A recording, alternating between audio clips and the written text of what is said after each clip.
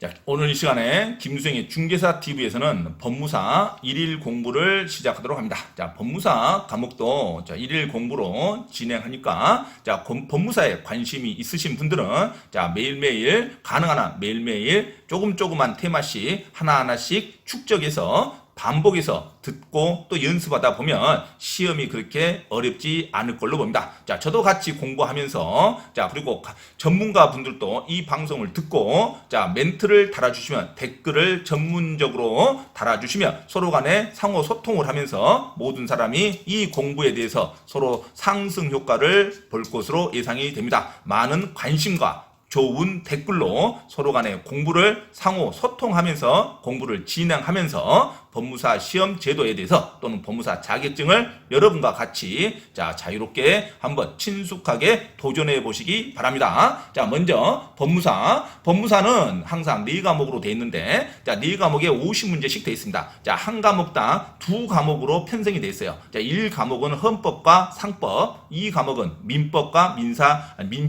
가족관계 등록법, 자, 3과목은 민사집행법과 비송사건 절차법, 상업등기법, 그 다음에 4과목은 부동산 등기법과 공탁법, 이렇게 총 8과목을 4과목으로 크게 분류해서 한 과목당 50문제씩 책정이 되어 있습니다. 거기서 평균으로 사항이 득점 순대로 인원수 제한으로 합격을 하는 제도가 법무사 시험 제도가 되겠습니다. 자, 먼저 너무 부담 갖지 마시고 법무사 1일 공부를 시작하도록 합니다. 많은 댓글과 또는 전문가적인 전문 지식을 댓글로 서로 상호 소통하면서 공부의 상승 효과를 서로 간에 이루어지기를 바라는 마음으로 법무사 공부를 다시 시작하도록 합니다. 자, 그래서 제 중개사 TV는 부동산 관련 뉴스와 부동산의 전반적인 흐름과 그 다음에 중개사, 공인중개사 자격 취득에 관한 전과목 강의와 그 다음에 법무사 1차 과목에 대한 전과목 공부를 다시 시작하도록 하겠습니다. 이 채널을 보시면서 전문적인 지식과 자격증 취득에 도움이 될 수 있으면 좋을 따름입니다. 서로 간에 좋은 댓글로 서로 간에 지식과 또는 좋은 정보를 공유해 주시면서 자격증 취득에 여러분과 저도 한 발 한 발 다가가면 친숙하면 좋겠습니다. 자, 그래서 공인중개사 공부도 열심히 하시고 그다음에 법무사 공부도 열심히 하면 우리가 세월이 빠르는데 허송세월 할 게 없이 이 채널로 자주 접촉하면서 서로 간의 응원과 용기를 서로 간에 북돋아 주면 좋겠습니다. 자, 먼저 헌법에 대한 문제를 합니다. 자, 헌법에서 가장 기본적인 게 헌법 개정입니다. 헌법 개정은 공무원 시험에도 아주 잘 났어요. 아주 공부하시는 분들은 아주 쉽게 접촉할 겁니다. 구급 공무원 시험에도 아주 레파토리가 잘 나온 문제가 헌법 개정입니다. 헌법 개정에 관한 절차 기본적인 걸 합니다. 자, 1. 대통령의 임기 연장이라 중임 변경, 자기가 임기 연장하려고 개정하면 안 되죠. 그래서 임기 연장과 중임 변경을 위한 헌법 개정은 헌법 개정 제안 당시에 대통령에는 효력이 없습니다. 헌법 128조 2항에 규정되어 있습니다. 제안 당시에 대통령한테는 효력이 없겠죠, 당연히. 그 다음에 2번, 헌법 개정하려면 국회 제적의원, 국회 총 인원수의 과반수 또는 대통령 발의로 제한됩니다. 국회에서는 국회 제적의원 과반수가 제안을 해야 됩니다. 헌법 개정은. 행정부 수반으로서 대통령은 단독으로 발의를 제안할 수 있습니다. 그래서 행정부 수반으로서 대통령이 발의할 수 있고 또는 입법부에서 국회의원 제적 과반수로 헌법 개정을 제안이 됩니다. 3분의 1 이상이 아니에요. 제적 과반수의 발의로 제안됩니다. 또는 대통령 발의로 제안이 됩니다. 헌법 128조 1항에 있습니다. 자, 3번. 국회는 헌법 개정안이 공고된 날로부터 60일 이내에 의결을 해야 됩니다. 국회 제적의원 과반수 또는 대통령 발의로 제안을 하면 공고된 날로부터 60일 이내에 국회에서 통과가 돼야 돼요. 60일 이내에 의결해야 하며 국회 의결은 제적의원 3분의 2 이상의 찬성이 있어야 됩니다. 국회 제적의원 3분의 2 이상의 의결로 통과가 돼야 됩니다. 제적의원 3분의 2 이상의 찬성으로 통과된다. 제안은 국회 제적의원 과반수로 제안하고 통과는 제적의원 3분의 2 이상으로 통과가 됩니다. 헌법 130조 1항에 있습니다. 자, 4번. 헌법 개정안은 국회가 이제 통과가 되면 국민투표에 또 붙여야 됩니다. 그래서 헌법 개정안은 국회가 의결하면 이번에는 30일 이내에 국민투표에 붙입니다. 그래서 국회 의결은 공고된 날로 또 60일 이내에 의결하고 공고가 되면 30일 이내에 이제 국민투표에 붙입니다. 이런 숫자 노름이죠. 이런 숫자 노름도 법무사 시험에 나옵니다. 그래서 30일 이내에 국민투표에 붙여야 된답니다. 자, 국민투표는 30일, 국회 공고되고 국회 의결은 60일 이내에 먼저 하고요. 국회 의결을 먼저 통과하고 국민투표에 붙이는 거죠. 60일 먼저 하고 그다음에 30일 이내에 국민투표에 붙인다. 이렇게 정리하면 되겠습니다. 5번 헌법 개정안 국회의원 선거권자 과반수 투표와 투표자 과반수의 찬성으로 국민투표가 통과됩니다. 국민투표에 헌법 개정도 통과되려면 자, 국회의원 선거권자가 있죠. 선거에 참여할 수 있는 선거권자, 선거권자의 나이 연령이 있습니다. 대부분 자, 투표권자 성년인이죠. 또는 국민투표 투표권자입니다. 투표권자가 성년이 아니라 18세인가 이렇게 많이 내려갔죠. 자, 이거는 한번 같이 공유하도록 하겠습니다. 국회의원 선거권자입니다. 몇 세 이상인지 다시 한번 제가 검토해서 댓글로 달아드리도록 하겠습니다. 국회의원 선거권자 과반수의 투표와 그 과반수 투표 중에 투표자 과반수의 찬성으로 자, 찬성을 얻어야 헌법 개정이 통과가 됩니다. 선거권자 국회의원 선거권자 과반수의 투표와 그 과반수 중에 또 과반수의 찬성을 얻어야 헌법 개정이 통과된다. 자, 이상 헌법 개정에 관한 개략적인 절차에 대해서 설명을 했습니다. 자, 두 번째 민법에 대해서 한번 강의를 합니다. 자, 민법은 미성년자에 관한 설명을 먼저 하도록 합니다. 자, 미성년자는 민법 총칙에 규정이 되어 있습니다. 자, 미성년자. 자, 현재 미성년자는 19세 미만을 말하죠. 자, 19세 미만을 미성년자라고 합니다. 자, 미성년자 나이도 예전에는 20세였는데 지금은 한 단계 내려가 있죠. 자, 그래서 미성년자의 나이와 국회의원 선거권자의 나이는 댓글로 제가 달아드리도록 하겠습니다. 자, 미성년자가 법률행위를 할 때 단순히 자신이 성년자라고 말하였을 뿐 그 이상의 적극적인 속임수를 쓰지 않았답니다. 자, 미성년자가 계약을 하면은 계약 취소 사유가 됩니다. 언제든지. 자, 근데 미성년자가 법률행위를 할 때 자신이 성년자라고 말했으면 상대방은 성년으로 믿을 수밖에 없죠. 자, 성년자라고 말했다는 그 자체가 미성년자가 사술에 의하는 범위에 해당하는지를 물어보는 겁니다. 자, 미성년자가 법률행위를 할 때 대부분 사람들의 심리가 나는 성년이요 그렇게 하잖아요. 대부분. 자, 단순히 자신이 성년자라고 말하였을 뿐 그 이상의 적극적인 속임수를 사용하지 않았답니다. 이게 핵심입니다. 적극적인 속임수를 사용하지 않았다. 상대방이 이걸 입증을 못했다는 겁니다. 적극적인 속임수를 사용하지 않은 경우에 그 미성년자의 법정 대리, 부모를 말하죠. 자, 친권자를 대부분 법정 대리인이라 그럽니다. 자, 법정 대리는 위 법률행위를 취소할 수 있습니다. 자, 미성년자가 성년자라고 말하는 것은 당연히 인지상정인데, 자, 그것을 단순히 그 정도인 것은 사술이 아니기 때문에 법정 대리인도 부모가 이 법률행위를 취소할 수 있다고 합니다. 이게 판례가 자, 사술이라는 것은 적극적인 속임수를 쓰는 것을 범위로 두는데 적극적인 속임수를 쓰지 않을 때는 단순히 성년자라고 말하였다는 그 자체는 제한능력자 취소권이 배제되지 않습니다. 그래서 제한능력자 취소권이 배제되지 않는다는 것은 미성년자도 취소할 수 있고 법정 대리인도 이 법률행위를 취소할 수 있습니다. 단순히 성년자라고 말했다는 그 자체로는 제한능력자의 취소권이 배제되지 않는다. 판례죠. 자, 대법원의 71년도의 판례입니다. 71년 다 2045 판례로 민법 17조 무능력자가 사술로서 능력자로 믿게 한 때의 사술이라 함은 적극적으로 사기 수단을 쓴 것을 말하며 단순히 자기가 능력자라고 사언함은 거짓말하는 것은 사술을 쓴 것이라고 할 수 없다는 판결이 나왔습니다. 그래서 단순히 성년자라고 말하였다는 그 자체만으로는 자, 법정 대리는 법률행위를 취소할 수 있다고 합니다. 2번 미성년자가 법정 대리인으로부터 허락을 얻은 특정한 영업에 관해해서도 자, 법정 대리인의 대리권은 소멸합니다. 그래서 미성년자가 법정 대리인으로부터 특정한 범위에서 허락을 얻은 특정한 영업에 관해서는 법정 대리인의 대리권은 소멸합니다. 법정 대리는 그렇다 하더라도 그가 한 허락을 취소 또는 제한할 수 있습니다. 법정 대리인의 대리권은 그 자체는 소멸하지만 자, 법정 대리인이 언제든지 간섭을 못하는 게 아니라 자, 대리권은 소멸하지만 법정 대리는 그가 한 허락을 취소 또는 제한을 할 수가 있다로 갑니다. 자, 법정 대리권이 소멸하니까 허락을 취소, 제한도 할 수 없다. 그러면 틀린 문장입니다. 허락을 취소 또는 제한은 할 수가 있다. 이렇게 갑니다. 허락된 영업에 관해서는 미성년자는 성년자와 동일한 행위 능력을 가지므로 그 범위에서 법정 대리권이 소멸하죠. 그 범위에서는 법정 대리권이 소멸하지만 미성년자 자유로 서로 선택할 수 있다 이거죠. 결정할 수 있다 이거죠. 굳이 법정 대리인이 일일이 그 계약에 관여하는 게 아니라 그 특정 영역만큼은. 그래서 법정 대리권 자체는 소멸하지만 미성년자가 독자적으로 특정한 영업을 할 수 있도록 하지만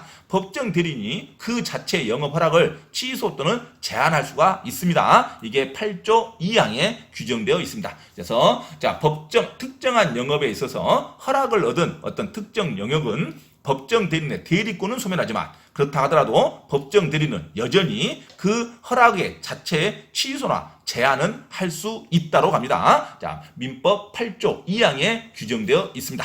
자, 3번 미성년자의 친권자인 모가 자기 오빠의 제3자에 대한 채무의 담보로, 그러니까 미성년자 오빠를 말하죠. 미성년자가 수인인 경우를 생각하시면 됩니다. 자, 미성년자의 친권자인 어머니가 자기 오빠의 제3자에 대한 채무의 담보로 미성년자 소유 부동산에 오빠의 제3자에 대한 채무의 담보죠. 오빠의 제3자에 대한 채무의 담보로 미성년자 소유 부동산에 근저당권을 설정하는 행위는 특별 대리인을 선임을 필요로 하냐의 문제입니다. 특별 대리인 선임을 필요로 하는 이해상반 행위에 해당하지 않는답니다. 그래서 친권자인 모가 미성년자의 친권자인 모가 자기 오빠의 친권자인 모의 오빠의 제3자에 대한 오빠의 또 제3자죠. 아주 다른 사람이라고 생각하시면 됩니다. 어떤 그 사람에 대한 채무의 담보로 자기가 대신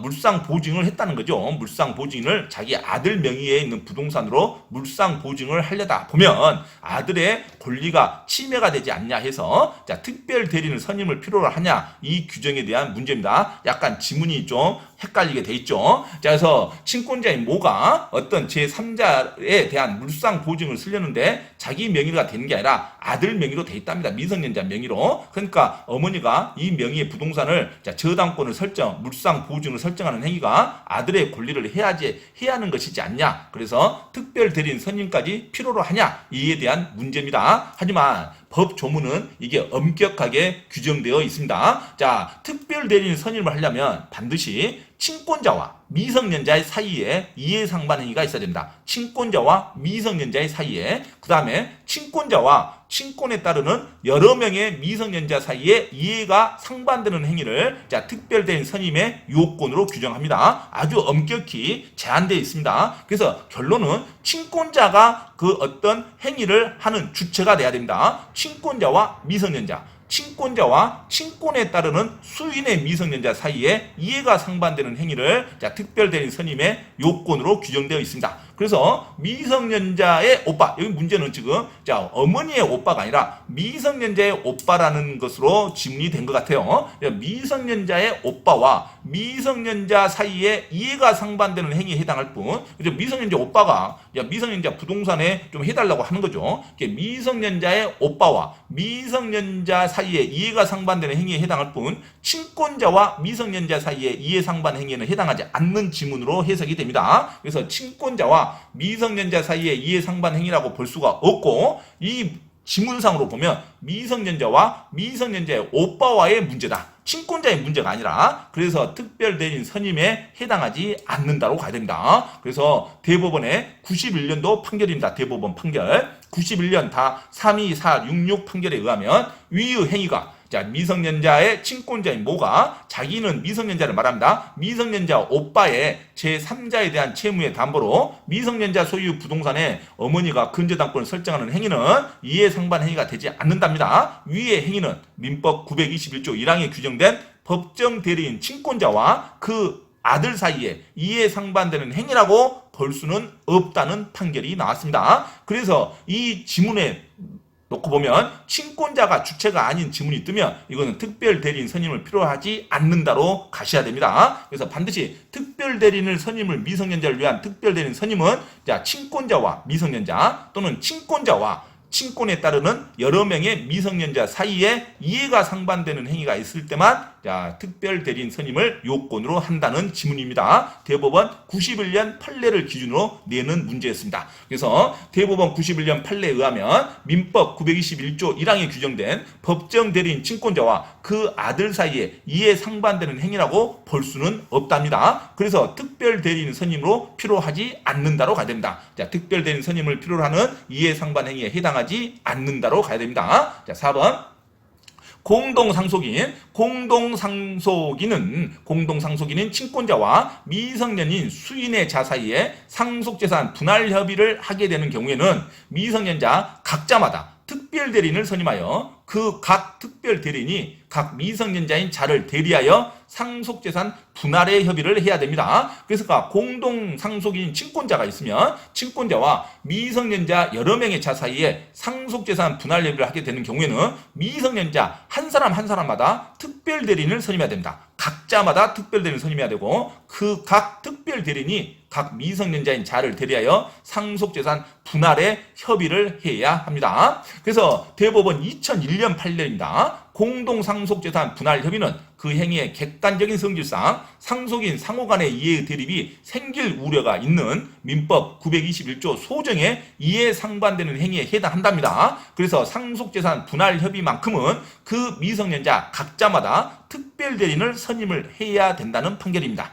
친권자가 여러 명의 미성년자의 법정 대리인으로서 상속재산 분할 협의를 한 것이라면 이는 민법 921조에 위반된 것으로서 이러한 대리 행위에 의하여 성립된 상속재산 분할 협의는 적법한 추인이 없는 한 무효라고 할 것입니다. 그래서 미성년자 각자의 특별 대리인 선임함이 없이 친권자가 독자적으로 분할 협의를 한 것이라면 미성년자 각자가 추인을 하지 않는 한 이거는 무효가 되어버립니다. 그래서 반드시 효력을 발생하려면 상속재산 분할 협의만큼은 미성년자 각자의 특별 대리인을 선임을 하여야 한다. 이렇게 정리하시면 됩니다. 각자마다 특별 대리인을 선임한다는 지문이 나와야 됩니다. 이상 민법에 대해서 약간 설명을 했습니다. 그 다음에 민사집행법을 합니다. 민사집행법은 가집행 선고 있는 종구 판결. 가집행 선고라는 것은 무엇을 가등기, 가압류, 가처분을 할 수 있다. 이런 거 가집행 선고 있는 종구 판결이 나와 있습니다. 판결문에 가집행을 할 수 있다 하는 것은 가압류 또는 가처분을 할 수 있다는 판결문이 같이 내리는 판결 주문이 있죠. 가집행 선고 있는 종구 판결과 이를 집행 권한으로 부동산 강제 경매 절차에 관한 설명을 드립니다.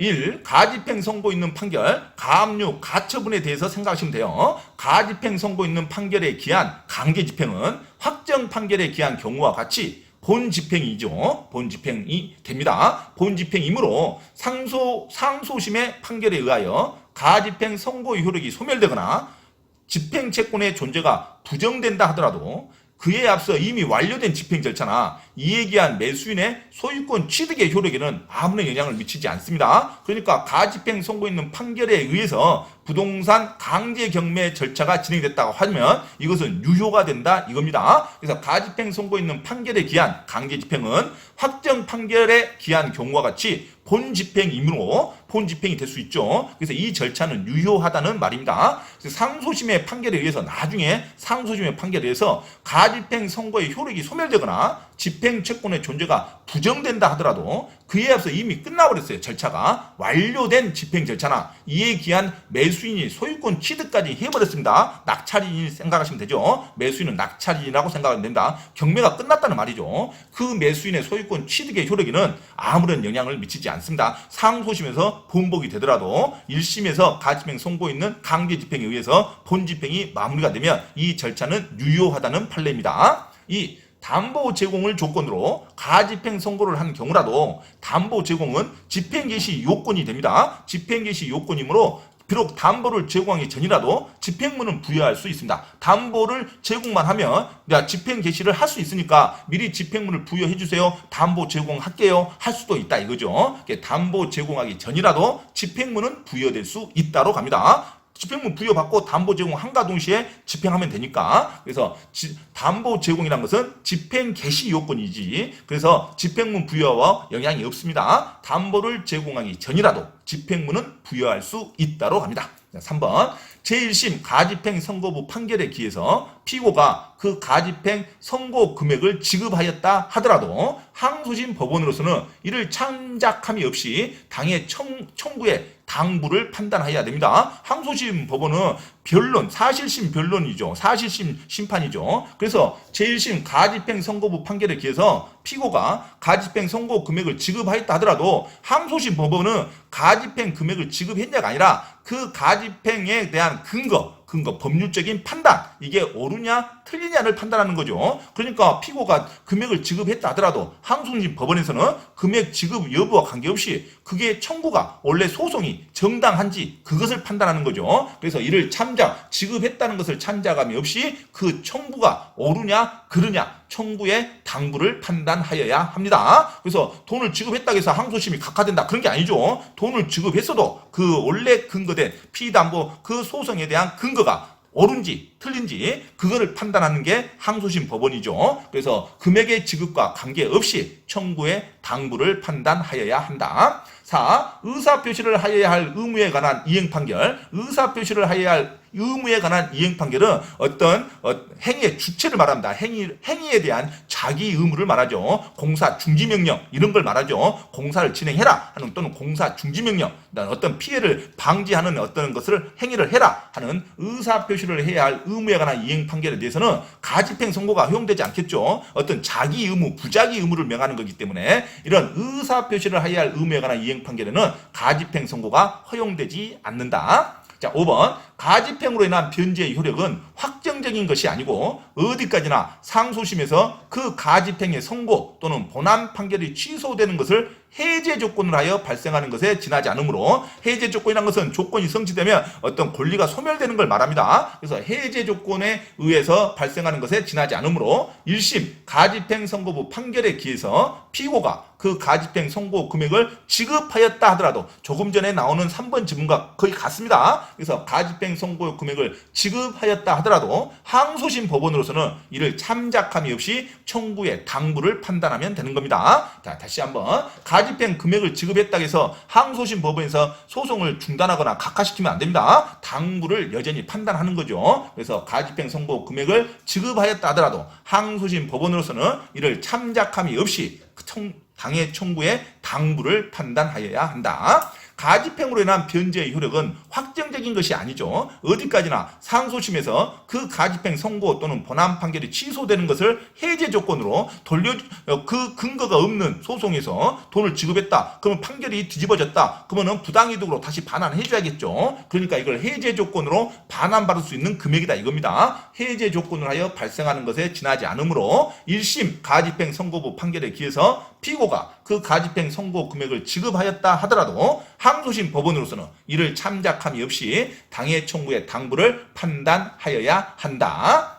자, 다음은 부동산 등기법 판결에 의한 등기 절차의 설명으로 합니다. 자, 부동산 등기법 판결에 의한 등기 절차죠. 판결문을 받으면 대부분 단독으로 등기를 신청할 수 있습니다. 자, 1. 중재 판정에 의한 등기 신청은 집행 결정이 있어야 되죠. 중재를 받았으니까 어떤 화해 이런 걸 말합니다. 자, 중재 판정에 의한 등기 신청은 집행 중재 결정문이 있어야 됩니다. 중재라는 것은 재판장이 하는 거죠. 재판장 판결문 같이 집행 결정문이 있습니다. 자, 중재 판정에 의한 등기 신청은 집행 결정문을 제공을 해야죠. 또 애국 판결에 의한 등기 신청은 집행 판결문, 애국 판결문을 제공해야죠. 집행 판결문을 각 첨부하여야만 단독으로 등기를 신청할 수 있습니다. 자, 이 사회행위 취소 판결의 주문에 원상회복의 방법으로 소유권 이전 등기의 말소 등기 절차의 이행을 명하는 대신 소유권 이전 등기 절차의 이행을 명하면서 자, 그 등기 원인을 사회행위 취소라고 적어야 되는데, 자, 사회행위 취소라고 적지 않고 사회행위 취소로 인한 원상회복 또는 진정 명의회복 등으로 기재하였다 하더라도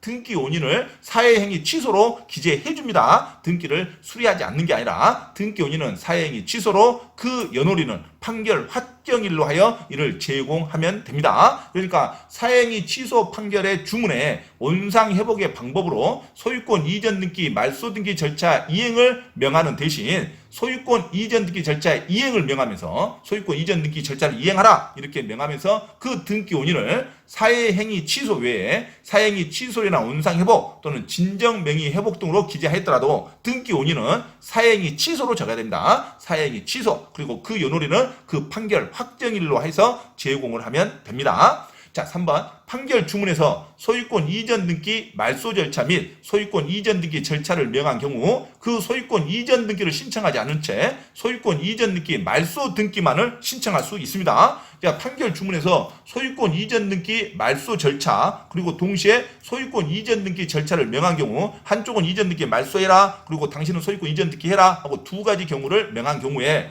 소유권 이전 등기로 해야 되죠. 하지만 소유권 이전 등기는 나중에 신청할 수 있죠. 소유권 이전 등기는 신청하지 않은 채 일단 그 상대방의 소유권 이전 등기의 말소 등기만을 요구할 수도 있죠. 그래서 소유권 이전 등기의 말소 등기만을 신청할 수 있다. 둘이 다 신청하는 게 원칙인데 소유권 이전 등기는 신청하지 않은 채 소유권 이전 등기 말소 등기만을 신청할 수도 있답니다. 신청할 수 없다 하면 안 돼요. 말소 등기만을 신청할 수는 있다.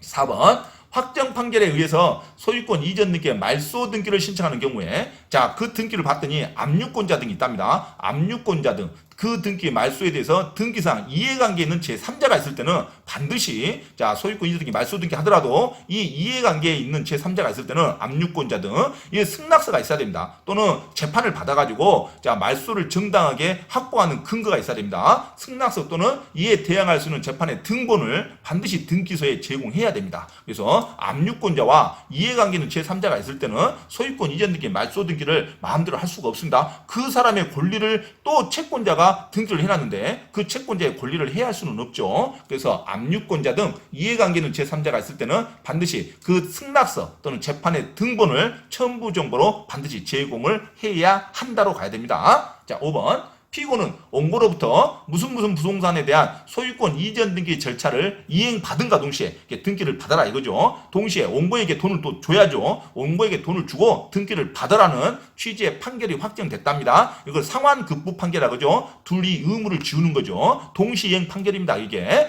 돈을 주고 등기를 받아라 이건 판결이죠. 자, 피고는 이 판결문에 집행문을 부여받아 단독으로 자, 부동산에 대한 소유권 이전 등기를 신청하면 안 됩니다. 집행문을 부여받아 단독으로 소유권 이전 등기 신청할 수 없습니다. 자, 상환급부는 이행했다는 것을 제공해야 됩니다. 돈을 줬다는 걸 증명이 돼야 등기를 받겠죠. 그러니까 무조건 집행문을 부여받을 수는 없습니다. 상환급부 판결은. 그래서 집행본원에 반대급부와 상환으로 일정한 급부를 할 것이 표시된 경우에는 그 반대급부는 급부 의무의 태양에 불과하여 집행력이 생기지 않습니다. 자기가 의무를 이행했다는 걸 제공을 해야 됩니다. 의무 이행했다는 근거를 제공을 해야지만 그 등기를 받을 수가 신청할 수 있지 무조건 집행문을 부여받아서 단독으로 소유권 이전 등기는 신청할 수 없다로 갑니다. 자, 이상 법무사 1일 공부 각 과목에 대한 한 문제씩 크게 4과목이죠. 한 과목 한 문제씩 1일 공부를 진행합니다. 자, 반복해서 공부하시고 이에 관련된 좋은 어떤 전문적인 지식을 서로 간에 댓글로 서로 간에 소통하면서 같이 상호작용으로 꾸준히 법무사 공부를 진행하시기 바랍니다.